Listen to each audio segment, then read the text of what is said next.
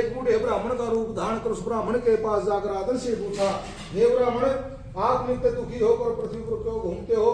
हे श्रेष्ठ ब्राह्मण, ऐसे मुझसे को मैं सुनना चाहता हूँ। तब उसने कहा कि मैं भिक्षा के लिए पृथ्वी फिरता हूँ, यदि आप इसे छुटकारा पाने का कोई उपाय जानते हैं तो मुझे अवश्य बताएं। तब उस बूढ़े ब्राह्मण ने कहा कि आप श्री हरि सत्यनारायण भगवान का व्रत पूजा पाठ करिए, उन्हीं के आशीर्वाद से आपके घर में धन धान्य आदि की वृद्धि होगी। ब्राह्मण ने संकल्प किया कि जो धन भिक्षा में मिलेगा उसी धन से मैं श्री हरि सत्यनारायण भगवान का उत्तम व्रत अवश्य करूंगा। ऐसा विचार करने पर भगवान की माया से उस दिन उसको भिक्षा में बहुत सा धन मिला। उसी धन से उसने पक्के केले, गेहूं का चूर्ण इत्यादि लाकर सत्यनारायण भगवान की कुल सामग्री को लाकर अपने परिवार को बुलाकर विधि के अनुसार श्री हरि सत्यनारायण भगवान का व्रत पूजा पाठ किया और भगवान ने उसकी हर मनोकामनाओं को पूर्ण किया। बोलिए श्री हरि सत्यनारायण भगवान की। अब वह ब्राह्मण हर पूर्णिमा को व्रत करने लगा कि एक समय की बात है, वह पूर्णिमा को व्रत कर रहा था। उसी समय एक लकड़ी बेचने वाला लकड़हारा वहां से गुजर रहा था। उसे बड़ी तीव्र प्यास लग रही थी, अतः जल पीने की इच्छा से लकड़हारे ने लकड़ियों के गट्ठर को घर के आंगन में रखकर उस ब्राह्मण के पास जाकर आदर से पूछा, हे ब्राह्मण देवता, आप किसका पूजन कर रहे हैं? कृपा करके मुझे सब बातें बताएं। तब उस ब्राह्मण ने कहा कि मैं श्री हरि सत्यनारायण भगवान का उत्तम व्रत कर रहा हूँ, इनके करने से मेरे घर में धन धान्य आदि की वृद्धि हुई है। तब उस लकड़हारे ने कहा कि ब्राह्मण, मैं भी आपकी कथा के अनुसार इस व्रत को करना चाहता हूँ, कृपा करके मुझे इस व्रत की विधि बतलाइए। तब उस ब्राह्मण ने उसको लकड़हारे को श्री हरि सत्यनारायण भगवान की व्रत की विधि समझाई और भगवान का ध्यान समझाया और कहता है कि आप श्री हरि सत्यनारायण भगवान का व्रत करिए, जैसे मेरी निर्धनता दूर हुई है उसी प्रकार आपकी भी निर्धनता दूर होगी। भगवान का ध्यान करने के बाद लकड़हारा ऐसे नगर में पहुंच गया जहां पर धनवान लोग रहते थे। वहां पहुंचकर उसने लकड़ियों के दाम पहले से चौगुना मिल गए। उन पैसों से भगवान के व्रत की सामग्री लाकर अपने परिवार को बुलाकर विधि के अनुसार श्री हरि सत्यनारायण भगवान का व्रत पूजा पाठ किया और भगवान ने उसकी हर मनोकामनाओं को पूर्ण किया और सीधे वैकुंठ धाम को प्रस्थान किया। बोलिए श्री हरि सत्यनारायण भगवान की। श्री सूत जी कहते हैं कि ऋषियों कि एक समय की बात है, एक राजा था लुखामुख, सत्यवादी था, जितेंद्रिय था, पृथ्वी के स्थानों पर जाता था, गरीबों को धन देकर उनके कष्ट दूर करता था। उसकी पत्नी सुपुत्रा बहुत सुशील थी। दोनों हर महीने श्री हरि सत्यनारायण भगवान का व्रत पूजा पाठ करते थे। एक समय की बात है, भद्रशिला नदी के तट पर दोनों श्री हरि सत्यनारायण भगवान का व्रत पूजा पाठ कर रहे थे।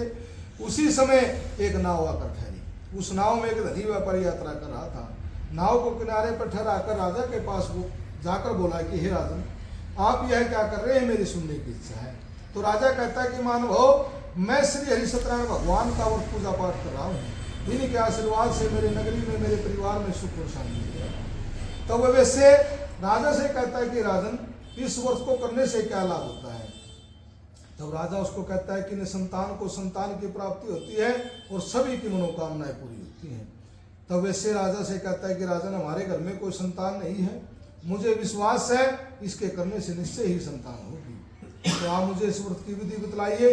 राजा ने उसको व्रत की विधि बतलाई। भगवान का शरणामृत वाल भोग प्रसाद देने के बाद वह वैसे अपने नगर की ओर चलता। अपने नगर में पहुंचकर अपनी पत्नी लीलावती से कहता है कि मैंने महाराज मुखामुख से श्री हरि सत्यनारायण भगवान का व्रत पूजा पाठ सुना है, अगर हमारे घर में कोई संतान होगी तो मैं श्री हरि सत्यनारायण भगवान का उत्तम व्रत अवश्य करूंगा। ऐसा विचार करने पर भगवान की मां से लीलावती गर्भवती हुई और 10वें महीने में एक सुंदर कन्या को जन्म दिया। दिनों दिन वह कन्या इस तरह बढ़ने लगी जैसे शुक्ल पक्ष का चंद्रमा बढ़ता है। कन्या का नाम कलावती रखा गया। तब मीठे शब्दों में अपने पति से कहती है कि नाथ, आपने भगवान का व्रत करने का संकल्प किया था, अब आप उसको पूरा कर लीजिए। तब वह बोला, अभी तो मैं व्यापार के लिए जा रहा हूँ, व्यापार से लौटने पर मैं श्री हरि सत्यनारायण भगवान का उत्तम व्रत अवश्य करूंगा।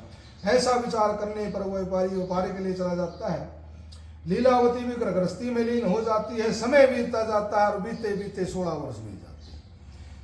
16 वर्ष बीतने के बाद व्यापारी अपने नगर में वापस आता है और अपनी बेटी को सखियों के साथ उपवन में खेलते हुए देखता है तो उसकी विवाह की चिंता होने लगती है। और सेवक को बुलाकर कहता है कि मेरी पुत्री के वास्ते को सुंदर वणिक पुत्र को ले आओ। सेवक कंचन नगर में पहुंचकर बड़ी खोज और देखभाल एक सुंदर वणिक पुत्र को ले आए। उस सुंदर लड़के को देखकर व्यापारी ने अपनी पुत्री का विवाह उसके साथ कर दिया, किंतु दुर्भाग्य से विवाह के समय भी श्री हरि सत्यनारायण भगवान का व्रत करना भूल गया। तब श्री भगवान क्रोधित हो गए। उन्होंने वैश्य को श्राप दिया कि वैसे तुम्हें दारुण दुख प्राप्त होगा। इतना कहने के बाद व्यापारी और उसका दामाद व्यापार के लिए चले जाते हैं। लीलावती और कलावती को गृहस्थी में लेने हो जाती है। समय बीत जाता है। राजा चंद्रकेतु के राज्य में व्यापार कर रहे थे और एक बड़ के पेड़ के नीचे आराम कर रहे थे। उसी समय उस नगरी में चोरी हो जाती है। चोर सारा धन ले गए। शारीरिक व मानसिक पीड़ा तथा भूख और प्यास से व्यापारी की बेटी भी उसके घर में चोरी हो गई। और वहां पर जो दोनों वैश्य को बंदी बनाकर राजा के पास जाकर बोले कि हे राजन, हम ये तो चोर पकड़ कर ले आए हैं, देखकर आज्ञा दे। राजा ने उनकी एक नहीं सुनी, उनको कठिन कारावास में डाल दिया गया। उधर उनके घर में भी चोरी हो गई। चोर सारा धन चुरा कर ले गए। शारीरिक व मानसिक पीड़ा तथा भूख और प्यास से व्यापारी की बेटी एक ब्राह्मण के घर गई। उस ब्राह्मण के घर में श्री हरि सत्यनारायण भगवान की व्रत कथा हो रही थी, जैसे आज हमारे घर में हो रही है। वहां बैठकर उसने व्रत कथा सुनी, प्रसाद लिया तो रात को घर आई तो माता ने चिंता व्यक्त की, है बेटी तू अब तक कार्य में तेरे मन में क्या है। वह बोली, है माता, मैंने एक ब्राह्मण के घर में श्री हरि सत्यनारायण भगवान का व्रत पूजा पाठ होते देखा है। मैंने वहां बैठकर व्रत कथा सुनी है, प्रसाद लिया है, तभी मैं आई हूँ।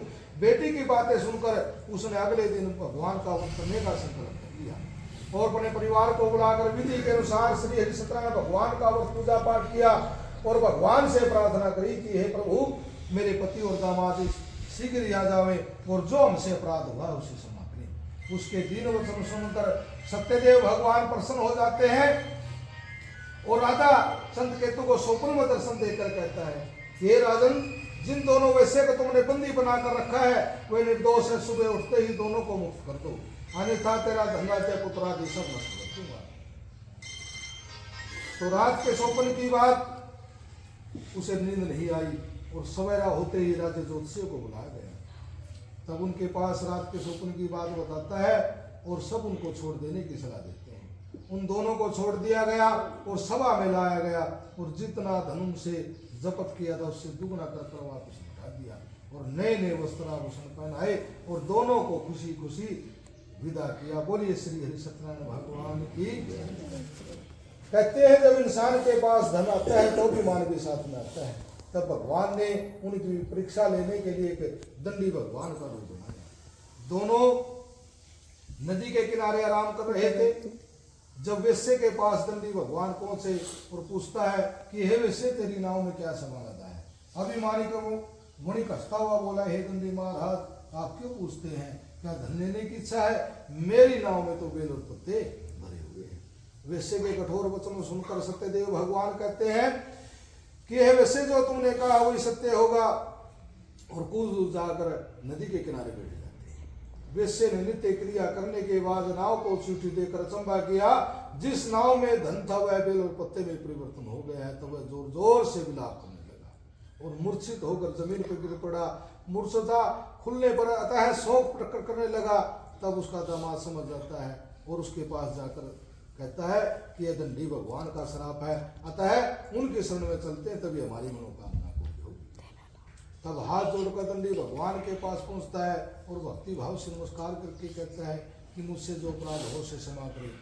तब दंडी भगवान कहते हैं कि वैसे तेरे बार बार झूठ बोलने के कारण मैंने तुझे इतना दंड दिया है, तू बार बार मेरी पूजा से मिलने हुआ है।